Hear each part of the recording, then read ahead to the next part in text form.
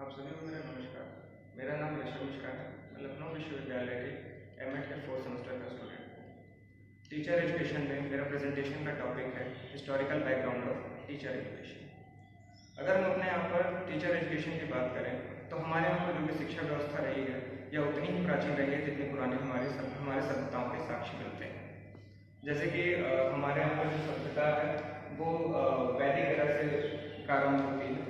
यहाँ पर जैसे दिया गया है कि वैदिक एरा के बारे में 2500 BC से लेकर 500 BC तक ये वैदिक एरा चलता है। वैदिक काल में जो भी शिक्षा थी वो वेदों पर आधारित हुआ करती थी। इस कालखंड में हम देखते हैं कि जो भी शिक्षा व्यवस्था थी वह गुरुकुलों में दी जाती थी। इसमें जो भी शिक्षक हुआ करते थे वो गुरु हुआ करते थे और हर एक गुरु के अंदर कुछ ना कुछ बच्चे आया करते थे पढ़ने के लिए। हाँ, उस समय पर हम यह देखते हैं कि इनफॉर्मल शिक्षा ही देखने को मिलती है, क्योंकि किसी प्रकार के टीचर एजुकेशन से संबंधित कोई विशेष हमें ये लेख नहीं मिलते।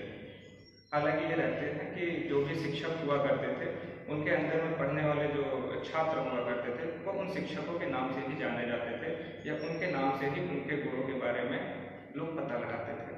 और जब हम इसके बारे में देखते हैं तो यह भी देखते हैं कि जो भी शिक्षा प्रदान की जाती थी, क्योंकि उस समय का जो समाज था वो वर्ण व्यवस्था पर आधारित समाज हुआ करता था, तो प्रत्येक वर्ण की आवश्यकता के अनुसार या उनके कार्य क्षेत्र के अनुसार उनको उनके कार्य कुशलता से संबंधित शिक्षा प्रदान की जाती थी। समय जैसे जैसे व्यतीत होता गया, वैदिक काल जब अपने अपने अंत की तरफ बढ़ा, जिसको हम उत्तर वैदिक काल भी कहते हैं, उस समय तक हम देखते हैं कि जो जाति व्यवस्था थी या जो वर्ण व्यवस्था थी वह काफ़ी ज़्यादा रिजिड हो जाती है। और उस समय पर हमें यह देखने को मिलता है कि किस तरीके से जो शिक्षा व्यवस्था है उस पर एक जाति विशेष का अधिकार रह जाता है। हम यह भी देखते हैं कि किस प्रकार से जो वर्ण व्यवस्था थी वो काफ़ी सख्त हो जाती है कि जो जिस ऑक्यूपेशन में रहता है, जिस व्यवसाय में रहता है, वो सिर्फ उसी व्यवसाय को उसी व्यवसाय की ही शिक्षा लेने का उसको अधिकार था और किसी प्रकार का अधिकार उसको नहीं दिया गया था। इसी क्रम में हम देखते हैं कि उत्तर वैदिक काल में कर्मकांड काफ़ी ज़्यादा बढ़ गए थे, काफ़ी ज़्यादा आडंबरों पर काफ़ी बल दिया जाने लगा। इन सब के विकल्प के तौर पर बौद्ध धर्म का उदय होता है। बौद्ध धर्म के बारे में जब हम बात करते हैं तो बुद्धिज्म में सीधा सा था कि वह इन कर्मकांडों का विरोध करता था और साथ ही साथ जो यहाँ पर शिक्षा दी जाती थी वह तकनीकी शिक्षा दी जाती थी, चिकित्सा से संबंधित शिक्षा दी जाती थी, ज्योतिष से संबंधित था और गणित विज्ञान, इन सब चीज़ों के बारे में बात की जाती थी। हाँ, वैदिक काल में भी ऐसा रहा होगा, किंतु अगर हम और अच्छे से देखें तो बौद्ध काल में हम यह देखते हैं कि विश्वविद्यालयों का भी हमें साक्ष्य मिलता है। जैसे नालंदा विश्वविद्यालय में हमें पता चलता है कि देश विदेश से जो छात्र आ रहे होते हैं यहाँ पर आते थे, यहाँ पर शिक्षा ग्रहण करते थे। तो इस समय अंदाजा लगा सकते हैं कि उस समय की शिक्षा व्यवस्था कितनी अच्छी रही होगी कि देश विदेश से भी लोग आया करते थे। हम यह भी देखते हैं कि किस प्रकार से शिक्षा के साथ बौद्ध संस्कृति अलग अलग देशों में भी फैली। इससे भी यह अंदाजा लगता है कि हमारे यहाँ की जो शिक्षा व्यवस्था थी उस समय कितनी ही अच्छी रही होगी। साथ ही साथ जो बौद्ध शिक्षा में जो शिक्षक बनने के लिए जो उन्होंने क्राइटेरिया रखा था वो 10 वर्ष तक आपको मॉन्क के तरीके रहना होता था, उसके बाद ही आप शिक्षक बन सकते थे, आप चाहे किसी भी वर्ग या किसी भी जाति से आप बिलोंग करते थे।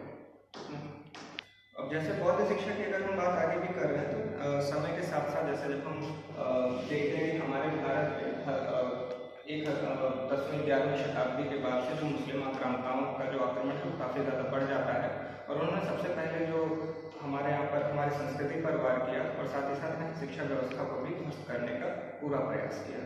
और 12वीं शताब्दी तक आते आते यहाँ पर मुस्लिम राज्य की स्थापना हो जाती है। सल्तनत काल से ही यहाँ पर हम मुस्लिम शिक्षा के साक्ष्य हमको मिलना प्रारंभ हो जाते हैं। अब इस समय पर क्या होता है कि इस समय मुस्लिम पीरियड स्टार्ट होता है, जिसका टाइम पीरियड 1200 से लेकर 1700 AD तक माना जाता है। जब हम इसमें अगर हम बात करें तो मुस्लिम शिक्षा में जो भी हमें ज्ञान दिया जाता था वो मकतब और मदरसों में दिया जाता था।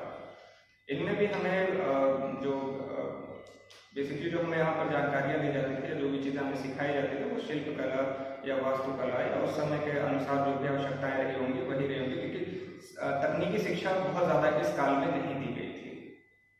क्योंकि अगर हम इसके बारे में देखें तो जिस हिसाब से हम देखते हैं कि पूरे 16वीं 17वीं 18वीं शताब्दी आते आते जिस हिसाब से विश्व में या यूरोपियन देशों में जिस हिसाब से तकनीकी शिक्षा बढ़ रही थी, हमारे भारत में इसका कोई दूर दूर तक नामो निशान नहीं था।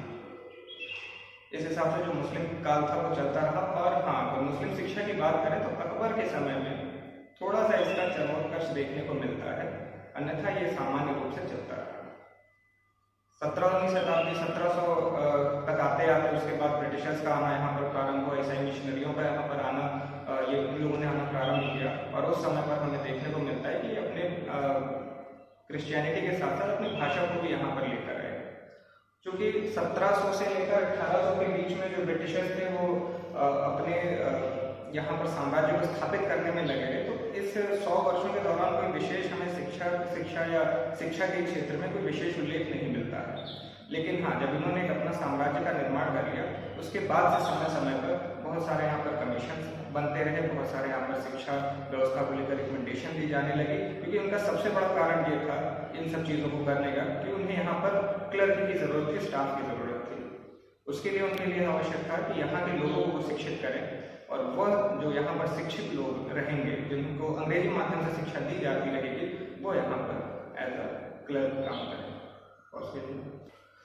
जैसे अगर हम बात करें तो ब्रिटिश पीरियड में जो सबसे पहले हम जिस सिस्टम की बात करते हैं, मॉनिटोरियल सिस्टम की बात करते हैं, 1800 से 1880 के बीच में इसके बारे में बातचीत की गई है। हालांकि जैसे कि मैंने अभी थोड़ी देर पहले बताया कि प्रारंभ में ब्रिटिशर्स का जो यहाँ पर कार्य था वो साम्राज्य अपना बनवाना था। जब साम्राज्य उनका बन गया तो साम्राज्य को चलाने के लिए उनको लोगों की आवश्यकता पड़ी, उसके लिए शिक्षित लोगों की आवश्यकता थी उनको। यहाँ पर हम देखते हैं सबसे पहले मॉनिटोरियल सिस्टम की बात की गई है, जिसमें कि कुछ टीचर्स की ज़रूरत के बारे में बात किया गया। हालांकि बहुत ज़्यादा ये व्यापक नहीं रहा। मद्रास में डॉक्टर एंड्रू बेल हुआ करते थे, उनके माध्यम से या उनके गाइडेंस में चीज़ें चलती रही। इसके बाद फिर समय समय पर और भी कमीशन आते रहे। कुछ मेन कमीशन की हम बात करेंगे, जैसे सैडलर कमीशन, ये इसके बारे में भी हम थोड़ी सी बात करते हैं। सैडलर कमीशन ने सबसे पहले यूनिवर्सिटीज़ के बारे में, जो यूनिवर्सिटीज़ बनी हुई हैं उनमें अलग से एजुकेशन डिपार्टमेंट को इस्टेब्लिश करने की बात कही। सैडलर कमीशन में ही एमएड के कोर्स के बारे में भी बात की गई थी। साथ ही साथ उन्होंने यह भी रिकमेंडेशन दिया कि जो बीए हैं या जो इंटरमीडिएट के जो कोर्स हैं उनमें भी शिक्षा शास्त्र को शामिल किया गया। और साथ ही साथ जो भी यूनिवर्सिटीज़ हैं उनमें भी यह कहा गया कि जो भी ग्रेजुएट टीचर्स के ट्रेनिंग प्रोग्राम चलाएं। इसके पश्चात 1929 में हर्टॉग कमेटी आती है, उसने भी लगभग वही सारी चीज़ें कही जो कि सैडलर कमीशन में कही गई थी। हालांकि उसने कुछ और एक दो चीज़ें जोड़ी, जैसे रिफ्रेशर कोर्सेज की बात की गई। रिफ्रेशर कोर्सेज के बारे में बात किया गया, वही फिर एजुकेशन डिपार्टमेंट को इस्टेब्लिश करने के बारे में बात किया गया। उन्होंने यह भी रिसर्च की डिग्री कॉलेजेस में रिसर्च के बारे में भी उन्होंने एजुकेशन में रिसर्च के बारे में बात किया। और उसके बाद फिर इन्होंने यह भी जोर दिया कि किस तरीके से शिक्षा व्यवस्था को और अच्छा बेहतर बनाया जाए, और साथ ही साथ जो प्रैक्टिकल आस्पेक्ट है, टीचिंग आस्पेक्ट है, टीचिंग स्किल्स हैं, उनके बारे में ज़्यादा बात करी। इसके बाद सार्जेंट कमीशन 1944 में आता है। इसने भी वही लगभग वही सारी सिफारिशें रखी जो पूर्व की कमीशन ने अपनी सिफारिशें रखी थी। जॉन सार्जेंट ने इसके बारे में बात किया। उन्होंने भी वही बातें की कि टीचर्स को भी ट्रेनिंग देने के बारे में बात कही गई। गवर्नमेंट कॉलेजेस में ये एजुकेशन डिपार्टमेंट की बात कही गई। और 3 तरीके के ट्रेनिंग स्कूल्स की भी इन्होंने बात की, जैसे कि preparing teachers for pre primary and then teachers primary level के लिए और जूनियर लेवल के लिए उन्होंने शिक्षकों को तैयार करने की बात कही।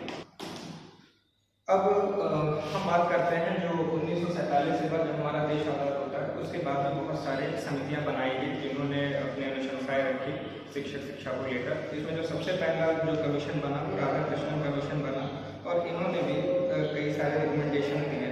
जैसे उन्होंने भी टीचर एजुकेशन पर ही जोर दिया। इन्होंने यहाँ पे इस पर भी ध्यान दिया कि जो लिखित है, मतलब रिटन ज्ञान पर टीचर के जो ज्ञान उससे ज़्यादा उनके स्किल्स पे ज़्यादा ध्यान दिया जाए, इसकी उन्होंने सिफारिश करी थी।